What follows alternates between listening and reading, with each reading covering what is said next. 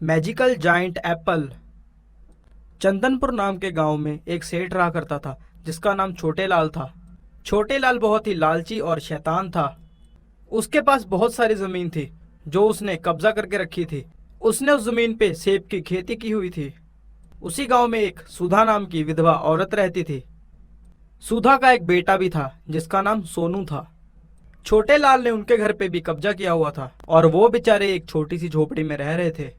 छोटे लाल दूसरों के घरों और जमीनों पे कब्जा कर लेता था और कोई उसका कुछ नहीं बिगाड़ पाता था। एक दिन सोनू अपनी माँ से बोला, माँ, हम कब तक ऐसी जिंदगी गुजारेंगे? इस छोटे लाल ने तो हमारे घर और सेब के खेतों पे कब्जा किया हुआ है और हम इस छोटी सी झोपड़ी में रह रहे हैं। इस लालची छोटे लाल का कुछ करना पड़ेगा माँ। तो सुधा सोनू से बोली, बेटा सोनू, हम इसका कुछ भी नहीं कर सकते। एक दिन छोटे लाल उन दोनों के पास आके बोला, हे सुधा, मैं तुम्हें 2 दिन का समय दे रहा हूँ। तुम जैसे गरीब लोगों के कारण हमारा नाम खराब हो रहा है। अगर 2 दिन तक तुम यहाँ से ना निकले तो मैं तुम लोगों के साथ क्या करूँगा वो तुम देख लेना। सोहन उदास होकर अपनी गाय को लेकर जंगल में चला जाता है। सोनू जंगल में जाके अपने आप से बातें करने लगता है। पिताजी के जाने के बाद इस छोटे लाल ने हमारे साथ अच्छा नहीं किया। इसको तो मैं जरूर मजा चखाऊंगा, ये मेरे हाथों से बचेगा नहीं।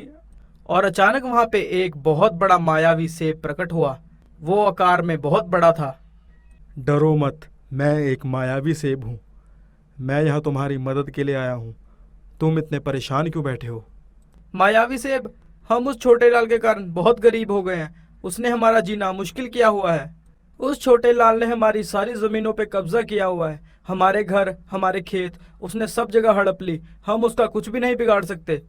क्या तुम मेरी मदद कर सकते हो? मायावी सेब सोनू से बोला। मैं तुम्हें कुछ मायावी सेब के बीज दे रहा हूँ। तुम इसे बो देना और रोजाना इनको पानी देना और इनकी देखभाल करना। और ये सब बातें वहां पे खड़ा हुआ छोटे लाल का गुंडा सुन लेता है और ये सब बातें वो जाके छोटे लाल को बता देता है। जब सोनू उन सब बीजों को पानी दे रहा होता है तो छोटे लाल वो सब छुप कर देख रहा होता है। कुछ दिनों बाद वो बीज देखते ही देखते बहुत बड़े सेबों में बदल जाते हैं। छोटे लाल ये सब देखकर सोनू और सुधा के पास जाता है और बोलता है, ओए, ये सारी जमीन मेरी है और ये सारे सेब भी मेरे हैं।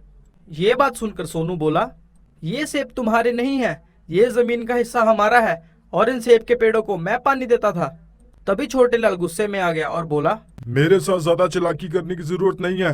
अब तुम हमारे साथ पंगा लोगे? तुम्हें मैं अभी बताता हूँ। तभी छोटे लाल अपने गुंडों से बोलता है, अरे जाओ, इनको रस्सी से बांध दो। इनको बांधकर समुद्र में फेंक दो और इनकी गंदी सी झोपड़ी को आग लगा दो। तभी देखते ही देखते वहां पे वो मायावी सेब दोबारा प्रकट हो जाता है। वो मायावी सेब सोनू से बोला, मैं इस छोटे लाल और इसके गुंडों को ऐसी जगह पे पहुंचा दूंगा जहां से ये कभी वापस नहीं आ पाएंगे। देखते ही देखते वो मायावी सेब छोटे लाल और उसके गुंडों को एक पिंजरे में बंद कर देता है और वो उन्हें गायब कर देता है। तभी वो मायावी सेब सोनू से बोलता है, सोनू, तुम्हें अब चिंता करने की कोई जरूरत नहीं है। अब तुम इन सेबों को बेचकर अपनी जिंदगी आराम से गुजार सकते हो। और सोनू को अपना घर और जमीन वापस मिल गई। उस दिन के बाद से सोनू और सुधा अपनी जिंदगी अच्छे से गुजारने लगे।